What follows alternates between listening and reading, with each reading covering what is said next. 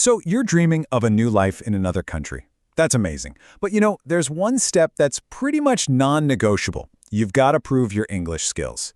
Now, I know that might sound a little intimidating, but today we're going to break down exactly what that means and, more importantly, how you can turn it into your biggest advantage. I mean, you're thinking about it, right? Maybe you're picturing yourself in the middle of a bustling American city or enjoying the culture in the UK. Or maybe it's the wide open spaces of Canada or Australia calling your name. Whatever that dream looks like, it pretty much has one crucial first step in common.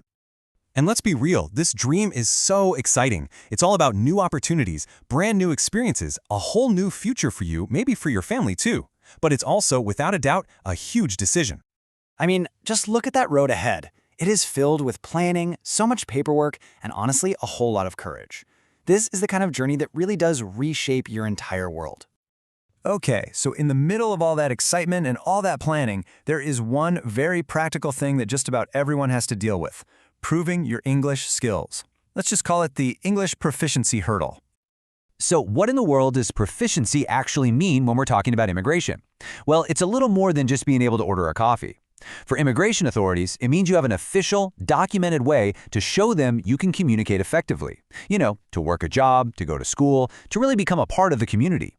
This isn't just a friendly suggestion, it is a formal, can't-skip-it requirement. But here's the most important way to think about this, really. This isn't some big wall they built to keep you out. No way. It's actually the complete opposite. It's the gateway. And passing that test, that's the key that unlocks the door to the very future you're working so hard to build. Which brings up a really good question. Why do governments and immigration departments care so much about these official tests? I mean, why can't you just say, hey, I speak English, and call it a day? Well, when you look at how it all flows together, it makes perfect sense. First off, it's a core requirement. You just got to do it to get that check mark on your visa application. Simple as that. From there, it gives the officials standardized proof that they can actually trust. But here's the really powerful part. A good score can do more than just get you a visa. It can literally unlock faster, more direct paths to getting permanent residency and finally settling into your new home. So how do you take this requirement and turn it into your own personal key for success? The answer is actually pretty simple and clear. It's a standardized English test. These are exams that are recognized all over the world, and they're designed to create a totally fair, level playing field. It doesn't matter where you're from, the test measures everyone by the exact same standard, and that's exactly what immigration authorities need to see.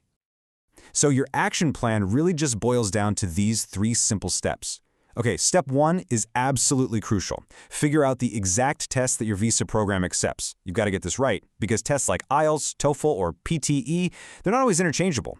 Step 2 is all about preparation. Practice and study to hit that score you're aiming for. And finally, step 3, you submit that score report. That's your official proof. See? It's that straightforward.